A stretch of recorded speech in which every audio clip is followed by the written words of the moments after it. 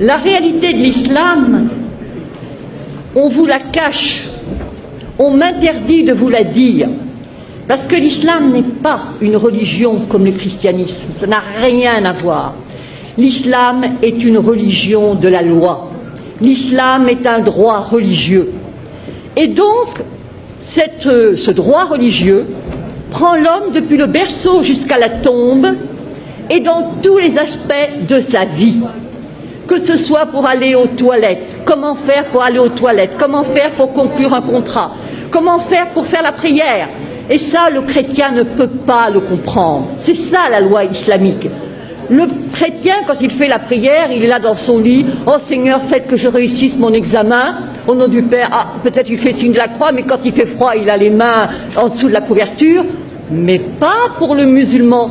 Le musulman doit se lever, le musulman doit se laver, le musulman doit prendre un tapis de prière. Le musulman ne fait pas la prière n'importe comment, n'importe quand, n'importe où. Et c'est ça la différence. Il ne jeûne pas quand ça lui plaît, il ne fait pas le pèlerinage à la Mecque quand ça lui sied. Non, non, non. Tout comportement obéit à une règle, et toute règle est une règle de comportement. Et donc, ce qui se passe, c'est que les musulmans sont super piégés, super coincés, où ils disent la vérité, à savoir que la loi islamique, ce n'est pas seulement les ibadat, c'est-à-dire l'adoration, tout ce qui touche arkan ad-din, les piliers de la religion, mais c'est aussi les mu'amalat, comment traiter dans le public, horizontalement. Alors ils choisissent de mentir pour ne pas être en quelque sorte jetés dehors. Ils choisissent de mentir qu'il y a un droit pénal, c'est-à-dire que, en fin de compte, la femme adultère est punie de 100 coups de fouet dans le Coran et que nulle indulgence ne vous prenne en leur faveur. Dit bien le Coran, le Coran. Et le prophète, sallallahu alayhi wa sallam, le prophète a demandé que la femme adultère soit lapidée. Une femme qui avait péché est venue voir le prophète. Elle a dit « j'ai péché ». Moi je me suis dit « oh là là, l'histoire va devenir fantastique ». Non, pas du tout. Elle attendait un enfant.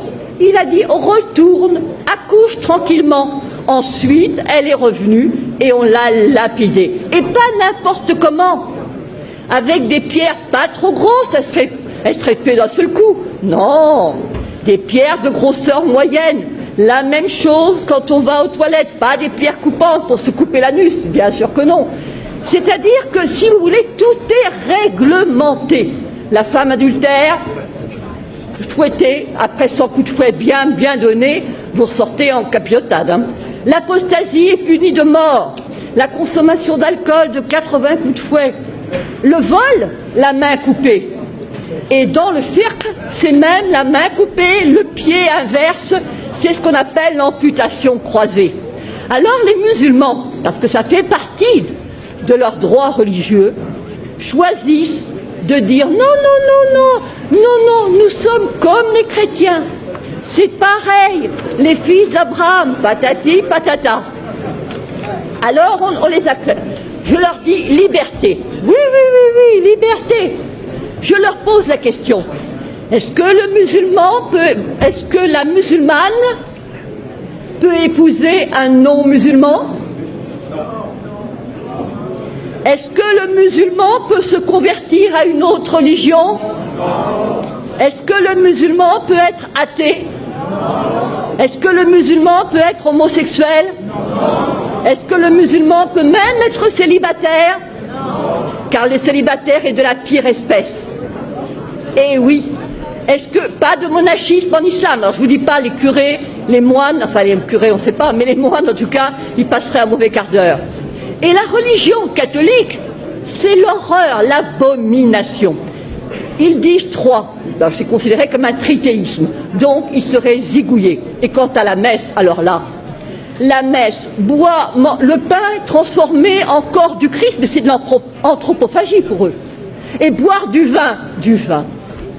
C'est-à-dire que tout est quelque chose, horreur, horreur, horreur. ce sont des mushrikoun, des associateurs, et c'est najas. Najas, c'est-à-dire impureté, saleté, cochonnerie. Alors, liberté, laissez-moi rire, il n'y en a pas.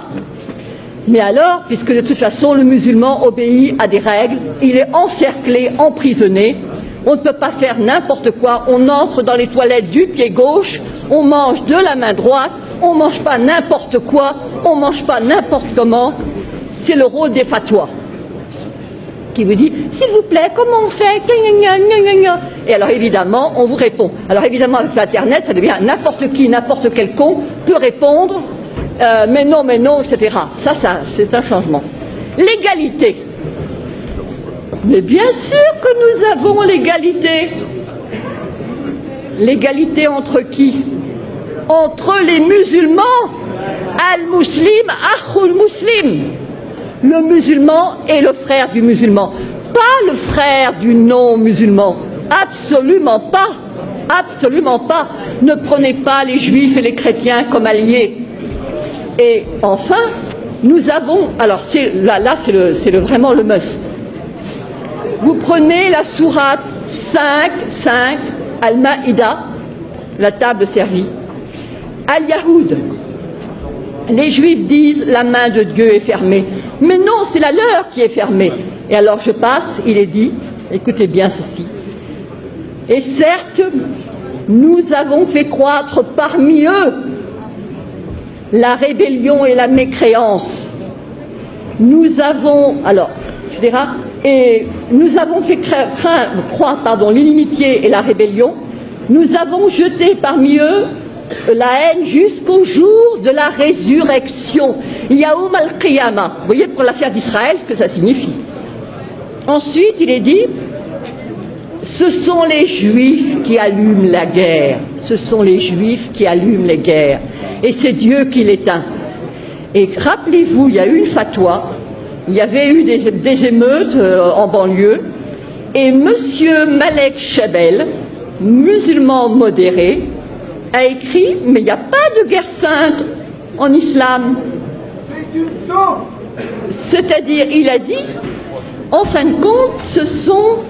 il a cité de manière très habile que ce n'étaient pas les musulmans qui allument les guerres. Et tous ceux qui connaissaient le Coran ont compris.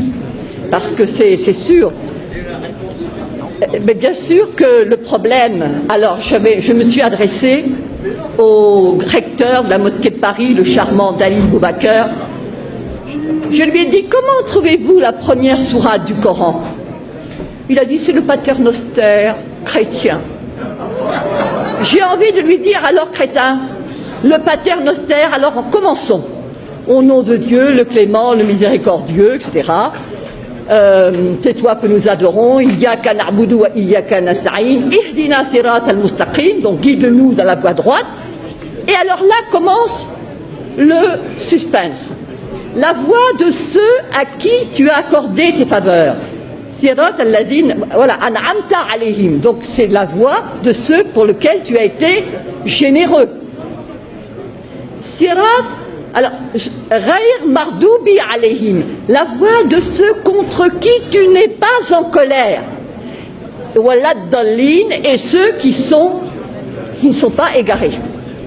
Alors moi j'avais apporté un commentaire. Pardon. Vous voulez... Non.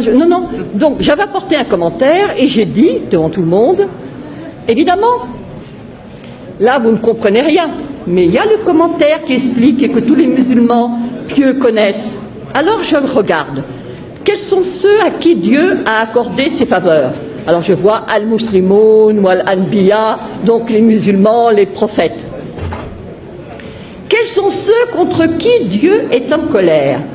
J'ouvre le tafsir, le commentaire, et je vois al-Yahoud, les Juifs. Et ceux qui sont égarés, je regarde et je vois al-Nasara, les chrétiens, les Nazaréens.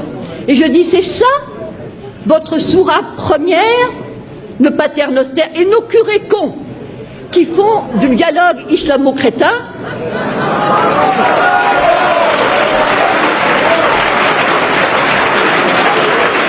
Eh bien, eux, ils croient tout ce qui est dit.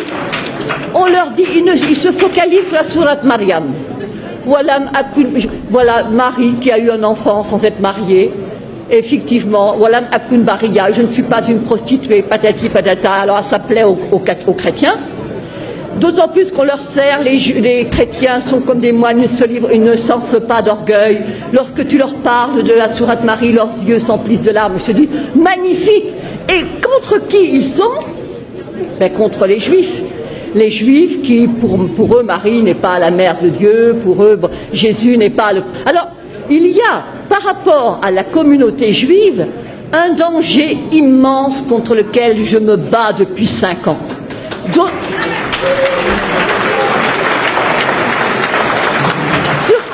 Surtout à cause du problème d'Israël.